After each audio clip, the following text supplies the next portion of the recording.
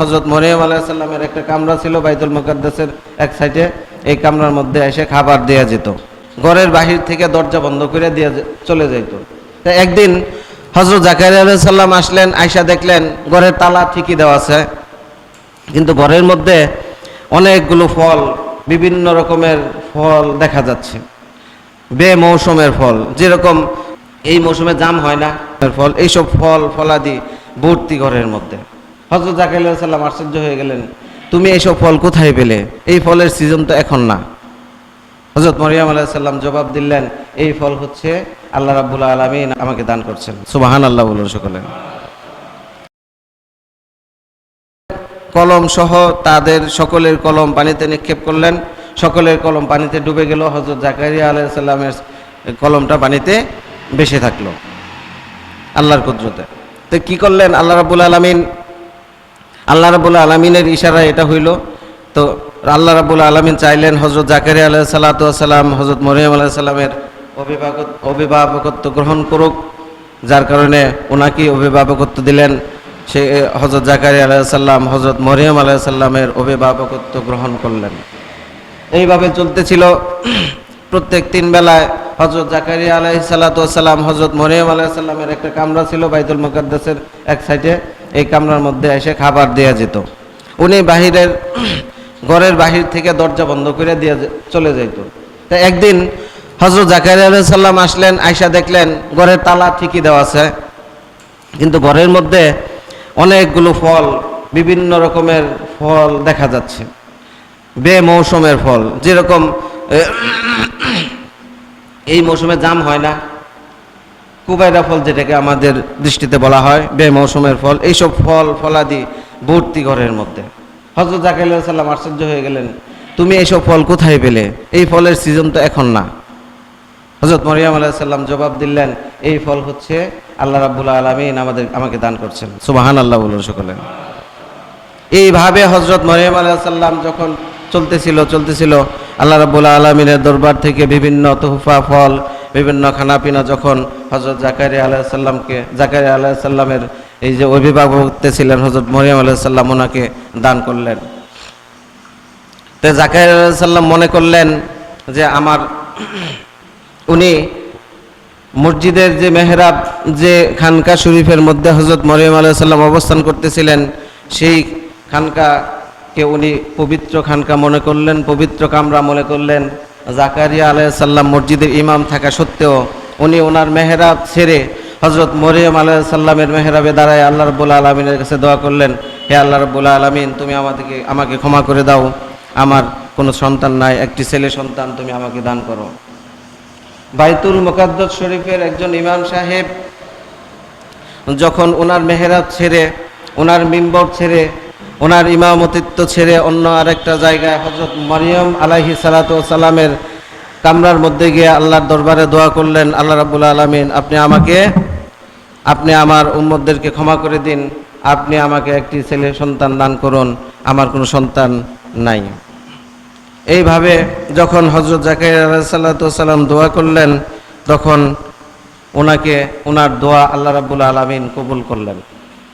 এখন আপনারা বলুন, ওনার তো মিম্বর আছে, ওনার মেহরাব আছে মসজিদে আলাদা, ইমাম সাহেবের জন্য যেগুলো আলাদা থাকে, উনি এইগুলা ছেড়ে উনি কেন হযরত মরিয়ম আলাইহিস সালামের কামরার মধ্যে গিয়ে দোয়া করলেন?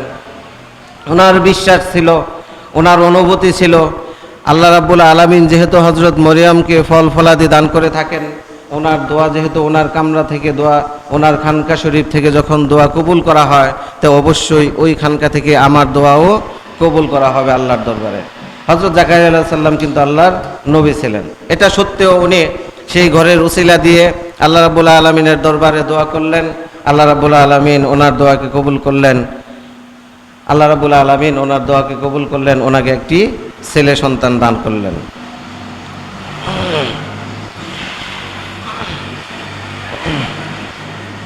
হযরত জাকারিয়া আলাইহিস সালামকে যে ছেলে সন্তান দান করলেন, সেই ছেলে সন্তানের নাম ছিল হযরত ইয়াহিয়া আলাইহিস সালাতু ওয়াস সালাম।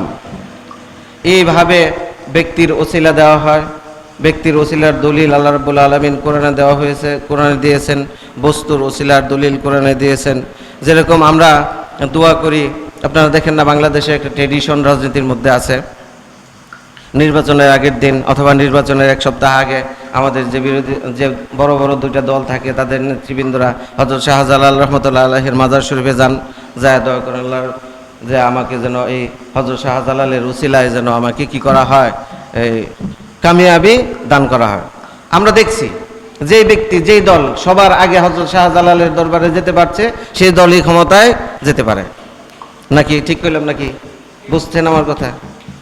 আমাদের যে বড় দুই রাজনৈতিক দল, দুই রাজনৈতিক দলের নেতারাই যায় শাহজালালের দরবারে, যায় দোয়া করে শাহজালাল রহমতুল্লাহ আলাইহির ওসিলায় আল্লাহ রাব্বুল আলামিনের ওনার দোয়াকে কবুল করে থাকেন।